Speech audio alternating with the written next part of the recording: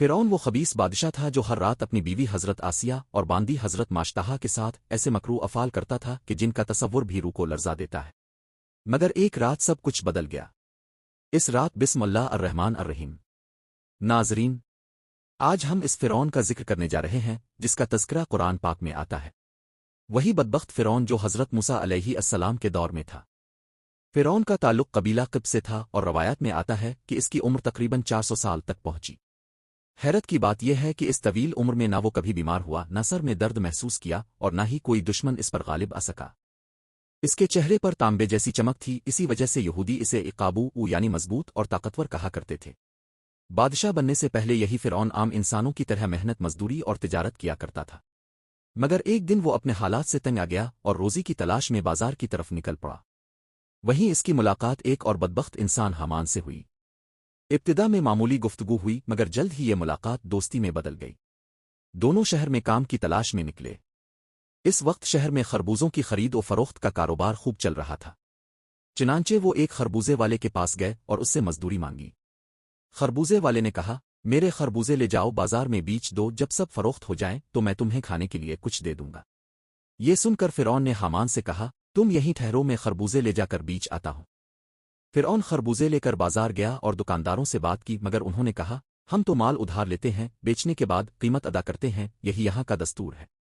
یہ سن کر فرعون کچھ دیر سوچتا رہا، پھر اسی شرط پر خربوزے بیچ کر واپس آ گیا اور خربوزے والے سے کہہ دیا، یہ کام مجھے پسند نہیں، میں یہ نہیں کر سکتا۔ یہ کہہ کر وہ وہاں سے چلا گیا۔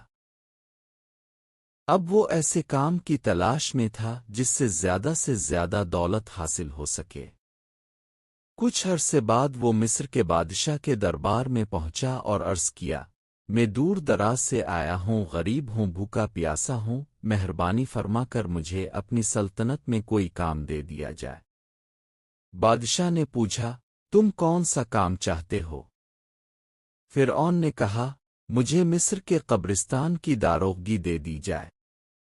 میں ہر تدفین پر فدیہ کے طور پر کچھ رقم شاہی خزانے میں جمع کروا دیا کروں گا اور باقی اپنے اخراجات کے لیے رکھ لوں گا، اور میری اجازت کے بغیر کوئی مردہ دفن نہ کیا جائے۔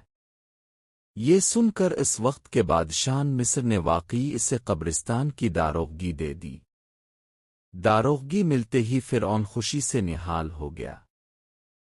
فوراً قبرستان کے دروازے پر جا بیٹھا اور انتظار کرنے لگا کہ اب کون اپنے مردے کو دفن کرنے آئے گا۔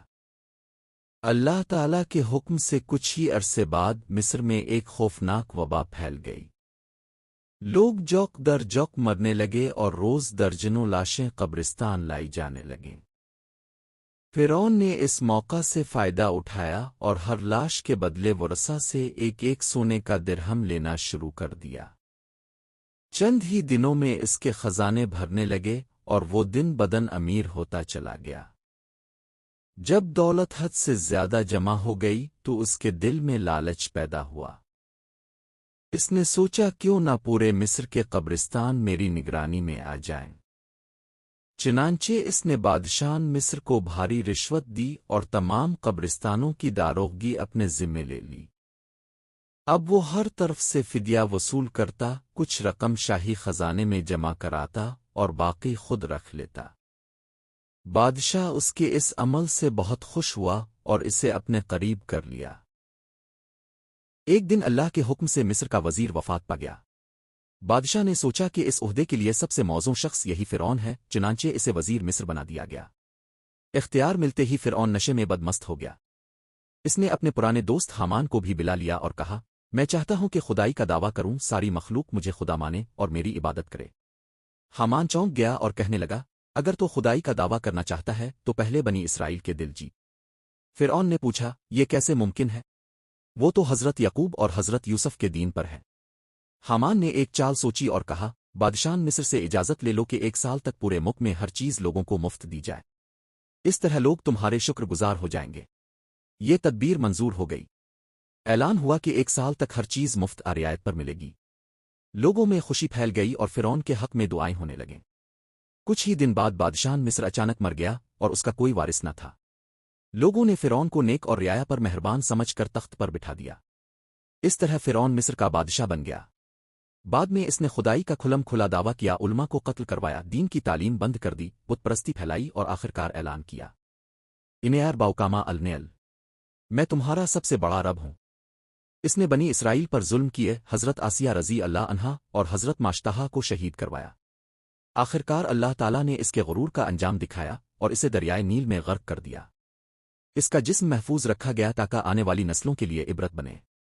یہ داستان ہمیں سکھاتی ہے کہ تکبر کا انجام ہمیشہ ہلاکت ہے، اور جو انسان خود کو خدا سمجھ بیٹھے اللہ اسے ذلت کے ساتھ تباہ کر دیتا ہے۔